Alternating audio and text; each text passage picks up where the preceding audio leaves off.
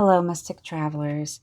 Welcome to Tea and Spirits. So, today we're going to be asking our spirit guides for a message just for you. What is it that you need to work on? What is it that you need to know about your life right now? So, I'm going to pull one angel card to kind of focus us, and then we will look at the tea leaves. By the way, do not look at the tea leaves ahead of time. I just prepare them. I drink the tea. I drink the tea, and then I spill the tea. I drink the tea, then I flip the cup. Ooh, free will. You are a sovereign being, fully capable of directing your life with intention and clarity. The divine respects your power to choose, offering guidance but never interference. Ooh, that's powerful. So today's message is about free will. Okay. From your guides. All right, let's see. I see a slug here. So to me, that's the feeling of things moving a lot slower, like maybe even you feeling sluggish. I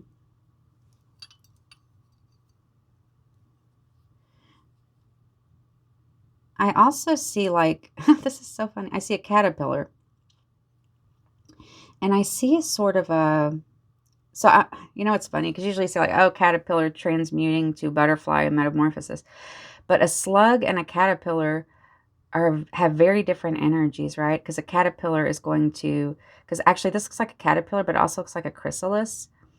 And then here I see, it's almost like some kind of ceremonial, almost like a maypole or something with butterflies around the edge. Can you see that? Yeah. And yeah, so what I'm getting here with your three images is that it is likely, and remember, this is never a blame game. This is all about our deep shadow work and healing. But there's this feeling that in your life, now or in the past, you felt very sluggish. You felt very tired. Your guides want you to know that that's completely acceptable. The divine respects your power to choose, right? You have free will. The cup, the tea leaves, the guides are telling us.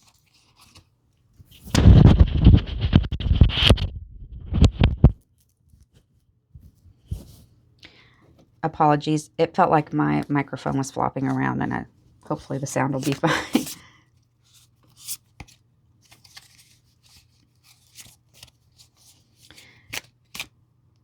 Sorry about that. It felt like my microphone was flopping around, and I wanted to make sure the sound was going to be all right.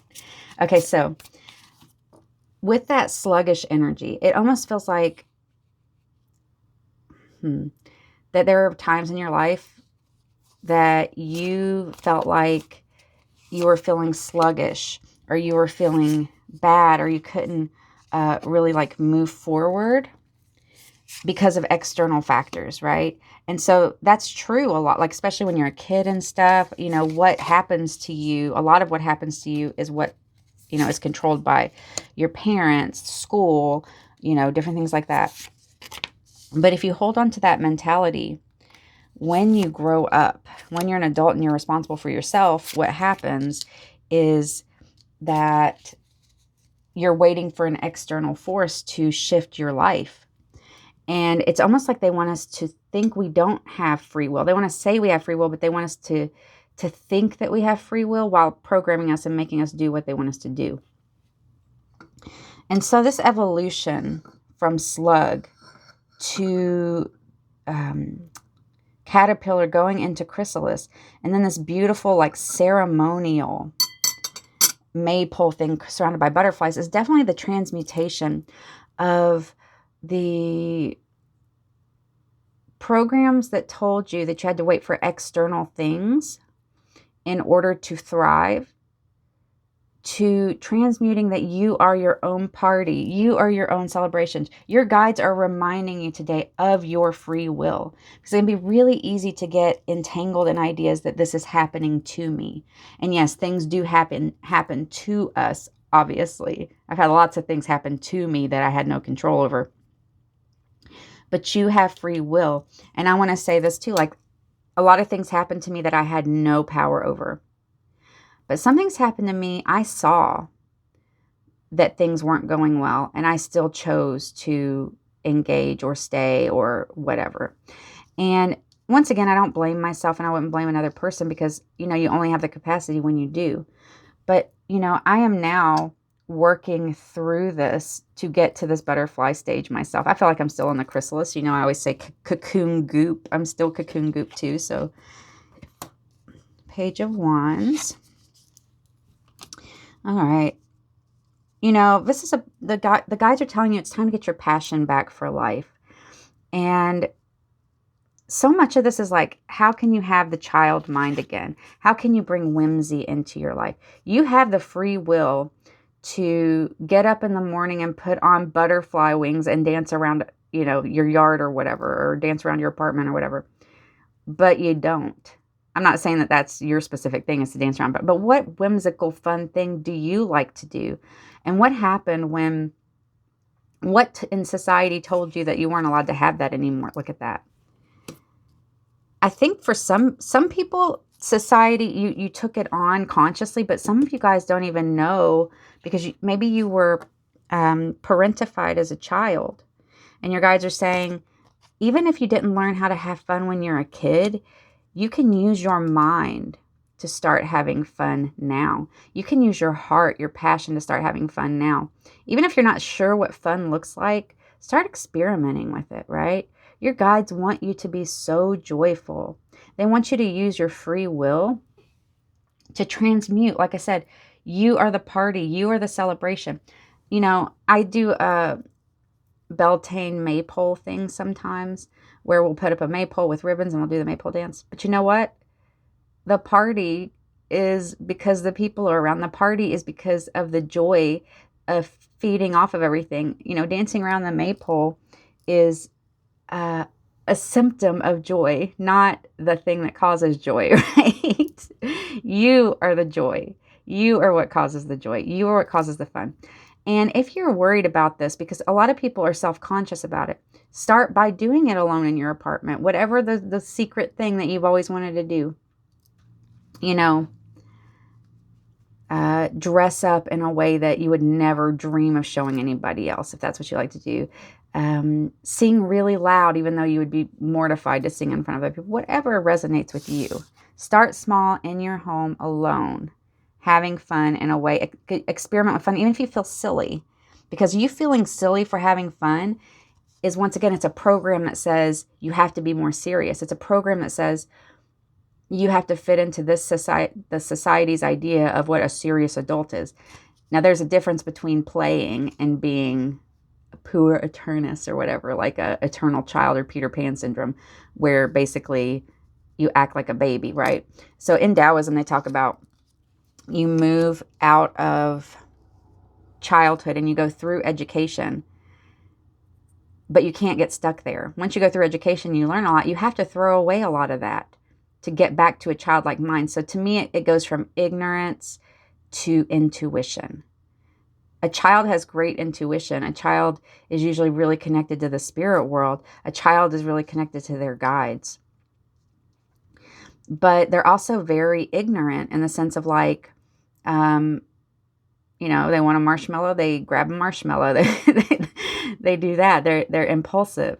And so the education helps you clear out the blockages that are taught to you during those formative years, so that you can learn how to have fun in a safe, protected way that does not impose upon yourself or other people. So look at this. We have this court energy with the Knights. This is moving forward with the Knight of Wands. All this Wands energy is telling me that there's a passion burning in your heart. And, this free will card says, like, use your free will to, don't waste it. Don't waste the gift of free will. It's really easy to, and like I said, no blame here. It's really easy to say, oh, I'm in this, okay, so I was in a trauma bond. And for a long time afterwards, I was like, oh, it's his fault, because it was. I mean, obviously he's responsible for his choices and everything. But I was like, oh, I'm still crying 6 months later. I'm still kind of doing this and that because of what he did to me. That's true. But it's also true that I spent so much time hyper focused on thinking about that situation. And I'm sharing that because I know we've all been through things like that. And I know it's kind of embarrassing or whatever to do that. But you know what? If it helps other people. It was this temperance card. This is a little different than a lot of temperance cards because she's pouring from a little cup into a big cup. Where you put your attention, your guides are saying, is where you're going to thrive. So when I was putting all that attention on my ex, trying to figure out why he did what he did, trying to figure out what I did wrong, what I could do better, I was still pouring into his cup. I was not having fun. I was not being myself. I was still being an extension of our messed up relationship. Okay? And so your guides, they want you to reflect on if there's a pain in your life. Where is that pain coming from? Is it coming from your attention to a specific situation that may not even be important anymore, or one that you could let go of, or one you could transmute from? Yeah. So expect a deep inner journey with this Temperance and Hermit card side by side to get to this stage of being able to celebrate yourself. Like I always say, you have to turn into the cocoon goop. You know, a caterpillar literally dissolves to become a butterfly. So when we say dissolving your old identity, that old identity was not you anyway. That was your persona. And Carl Jung is always talking about how the persona's got to go if you want to find individuation. So if you want to become your true authentic self from your core, you have to dissolve the persona. But nothing is, there's few things more painful than that, because it feels like the persona is you, but that's just an illusion. The persona is the mask you have learned to wear that is so ingrained that it has melded to your face. And it is your gift of free will that will allow you to pull it off painfully, slowly, however you need to do it. Sometimes it's ripped off in life, right?